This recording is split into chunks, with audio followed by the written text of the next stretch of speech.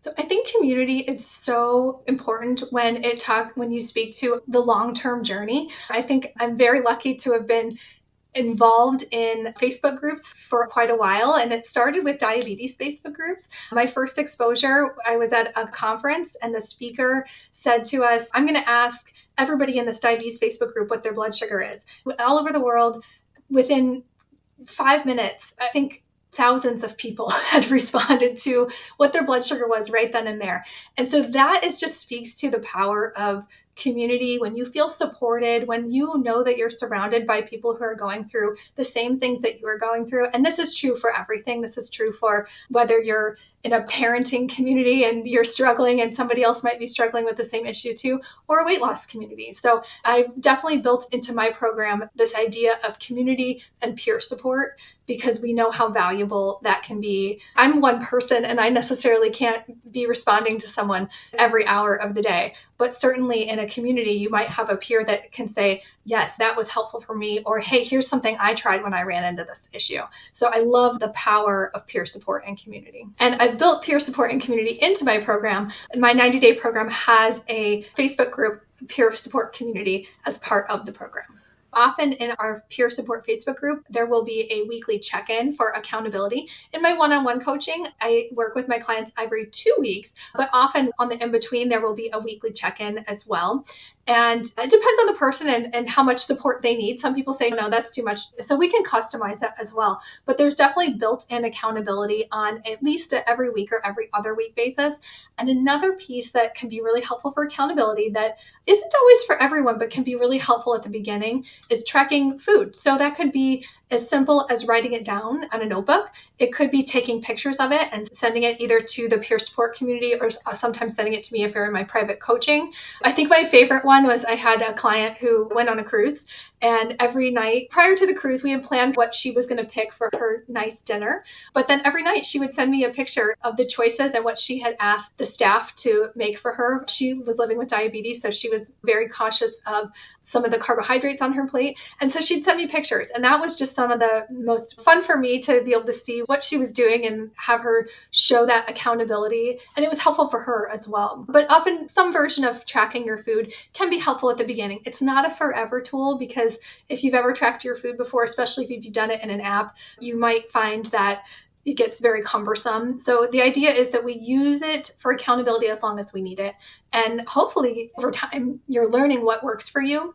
Most of us are creatures of habit. And so once we do some food tracking at the beginning, we tend to see what we might need to change and how we need to change it.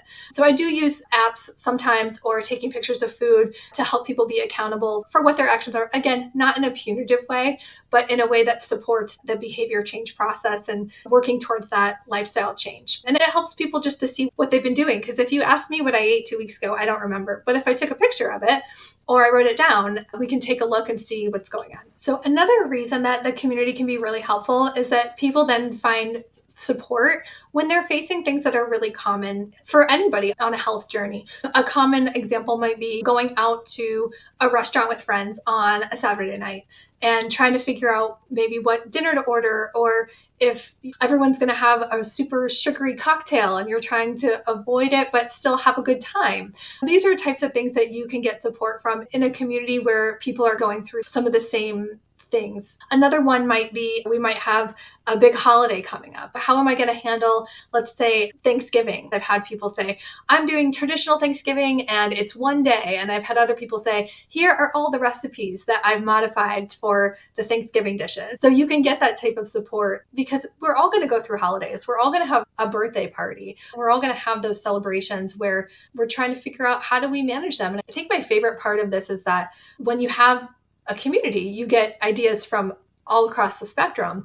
And it also shows you that everybody is going through the same thing. And especially if it's those things like holidays that come up every year, it gives you practice, right? This is practice for how you do it again the next year. And then you get ideas for how everybody else is doing it. So things like sharing recipes, sharing ways that people might prep food. Some people think that the only way to meal plan or meal prep is to do everything on a Saturday or a Sunday and have it ready for the week. But there's actually a whole bunch of different ways that you can plan ahead. Even something as simple as making 2 meals at one time and saving it for another night during the week. And so just seeing how everybody does this a little bit differently was one of the benefits from a peer support group. Community support can really play a huge role in someone's wellness journey. I'm so lucky that I got to learn this early on, even in a clinical setting in my old work, where we had diabetes group visits, and we had people who were in a group and they were all wearing devices where they could see their blood sugars 24 hours a day.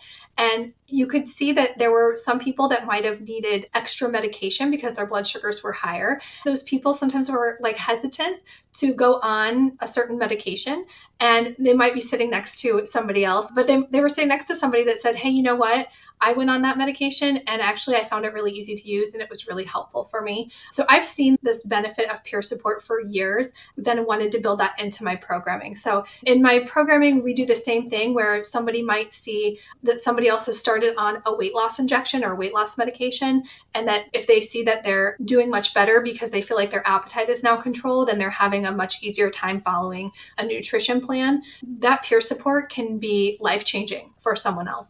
And it goes beyond that. It can go to pretty much any change. I've had people in the peer support community asked to be accountability partners, where they check in with each other every week, especially from maybe an exercise perspective. I've seen people become like walking buddies or virtual walking buddies. So there are so many different ways that people support each other in communities. And it's just incredibly valuable to have that support from your coach, but also with your peers. I definitely encourage my clients to share their successes, any tips, anything that's making it easier for them, to any tips that they have of what they're using to support their health journey. An example would be one of my clients recently bought a little mini crock pot that he takes to work and shared that with our community because it was a device that he has found that has been incredibly helpful for him, and wanted to share it to see if anybody else would be interested. Anything that might be helpful. It could be a cooking tip. It could be how to use your air fryer. It could be something as simple as a miniature crock pot you can take to work. But these are all things that I highly encourage people share in the community,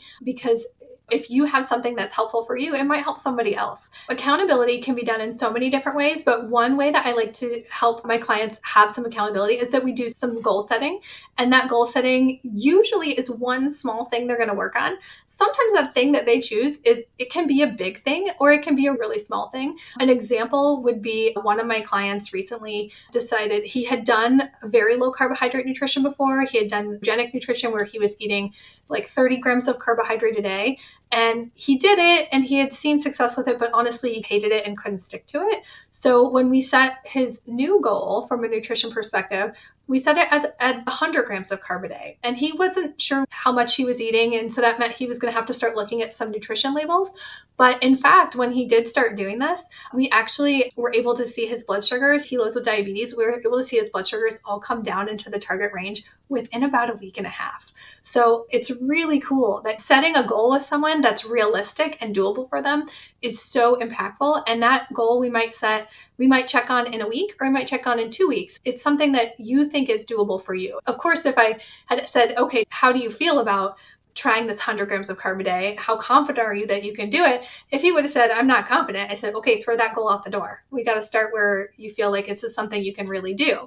So goal setting is really a huge piece of accountability in all of my coaching, whether it's in the 90-day program or in the one-on-one coaching.